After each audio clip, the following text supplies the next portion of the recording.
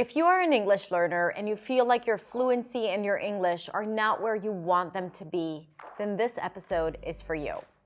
Because as a speaker of a second language, there's always a gap. There is a gap between the English that you know and the English that you're able to speak. But there's also a gap, sometimes for some people, between where you want to be and where you actually are. When it comes to the first gap, it's really natural, and in a way, we just need to accept it and do whatever we can to minimize that gap. And I have a lot of videos teaching you how to do that.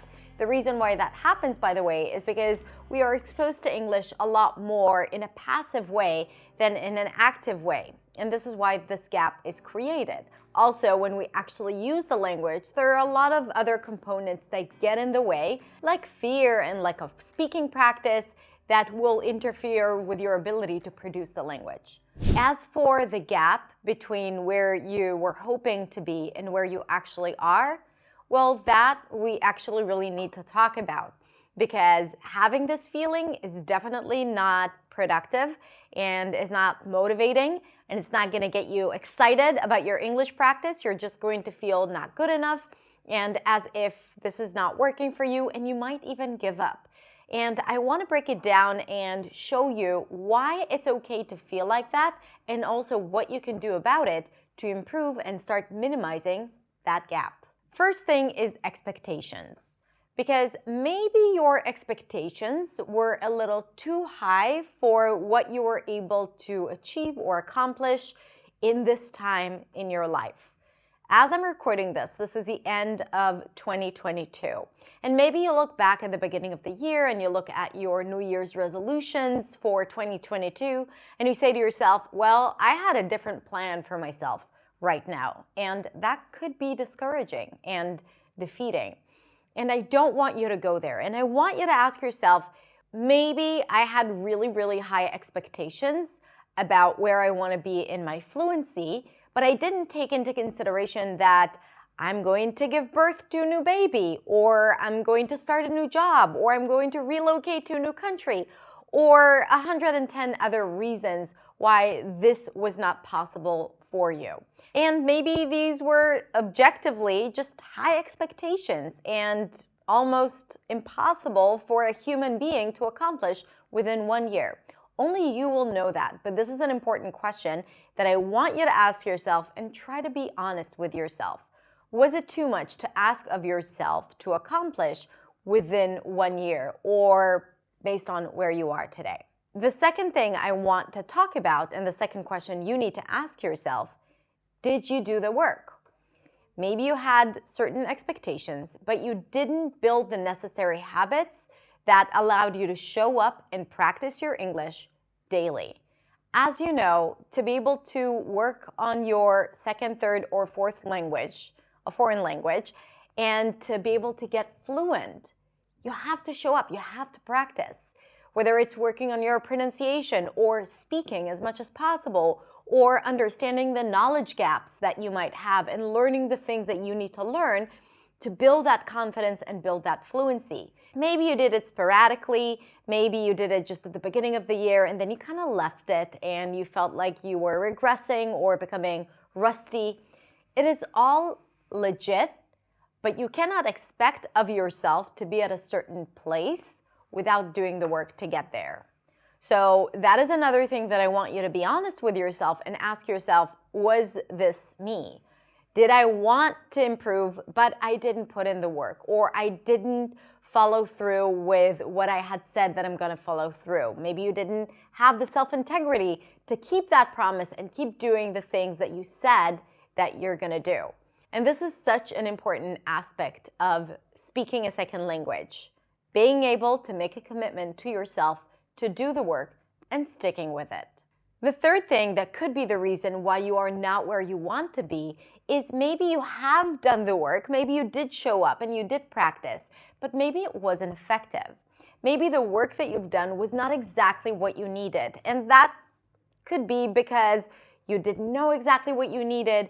Maybe you enjoyed learning in a certain way, but that way, let's say watching videos or working on certain courses that don't get you anywhere, that don't get you to get out of your comfort zone, Maybe that was not what you needed.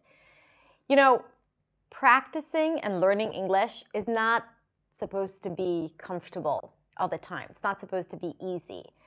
It is supposed to be fun, don't get me wrong. We want to have fun, we want to enjoy the practice, but it does need to feel uncomfortable almost all the time. Why? Because if you're uncomfortable, it means that you're doing something different. It means that you're getting out of your comfort zone. Now, not uncomfortable in the sense of, oh, I need someone to constantly criticize me so that I know what I'm doing wrong. That is not the uncomfortable that I'm talking about. I'm talking about courage. I'm talking about doing things that you don't usually do. I'm talking about speaking as much as possible and making videos and recording yourself and going to job interviews in English, even if you're not really looking for a job, but just for the sake of practice. So this is how it's supposed to feel. If it gets too comfortable and too repetitive and you keep doing more of the same, then you might not be improving. I talk about it a lot. It's called the illusion of learning, where you are actually doing things, you're learning, you're practicing, you're spending time on it, but you stay stuck on the same level so that you're not improving. Now, I'm going to link to a few videos that talk just about that, so you can learn more if that is the case for you. But here's something important that you also need to know.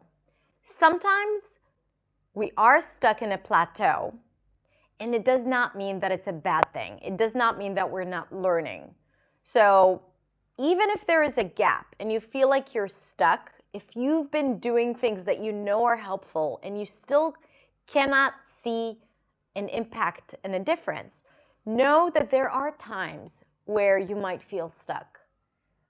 But something is working in the background, okay? It's just like in winter when you don't see the flowers on the ground. It doesn't mean that the seeds are not inside the ground, growing and strengthening and waiting for the moment they can come out.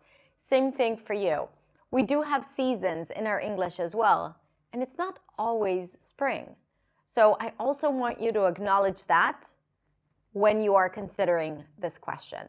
The last question I want you to ask yourself, if you feel like you're not where you want to be, is maybe you have improved a lot and you're just unable to see it. Maybe you haven't set for yourself a way to measure your progress. Maybe you're unable to celebrate your achievement and you always feel like you're not enough, so you're not even able to see where you are today and you just think that it's not where you want to be. But in fact, looking back, you have made a huge progress. So I want you to take a minute actually and look back, look at where you were a year ago and ask yourself, have I improved? Am I doing things now that were not possible for me before? Have I made a lot of connections in English? Do I have more friends? Do I know more people now thanks to English? If the answer is yes, then maybe you need to reevaluate where you are today. Maybe you have been improving. Maybe you have been improving a lot. You just can't see it. So maybe you need to sit down and list all your achievements to see if that is the case. So to conclude, these are the questions that you want to ask yourself if you are not where you want to be. The first one is, have you set high expectations that are unachievable? The second one, have you showed up for your English and created a practice habit? 3, have you practiced but haven't seen an improvement because you have fell into the illusion of learning? Or 4, have you improved but you simply cannot see it? Once you know the answers to these questions, you will know how to solve them. Plus, I have a lot of resources for you for each one of those stages, so make sure you check out the description below the video or on the website. All right, that's it. Now, here's the thing. It does not matter if you are where you wanted to be or you're not where you wanted to be. The most important thing is that tomorrow you can start over. Heck, you can start over right now. And you can make the changes that you've been wanting to make or that you now know that you need to make. And you can start instantly.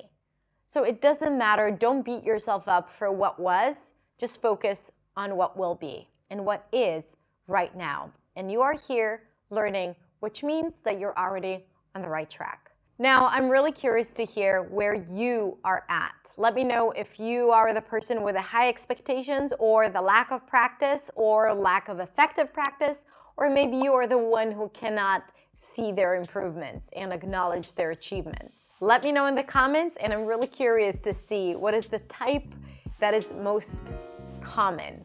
Thank you so much. Have a beautiful, beautiful rest of the day. Happy holidays if you're celebrating, and I will see you next week in the next video. Bye.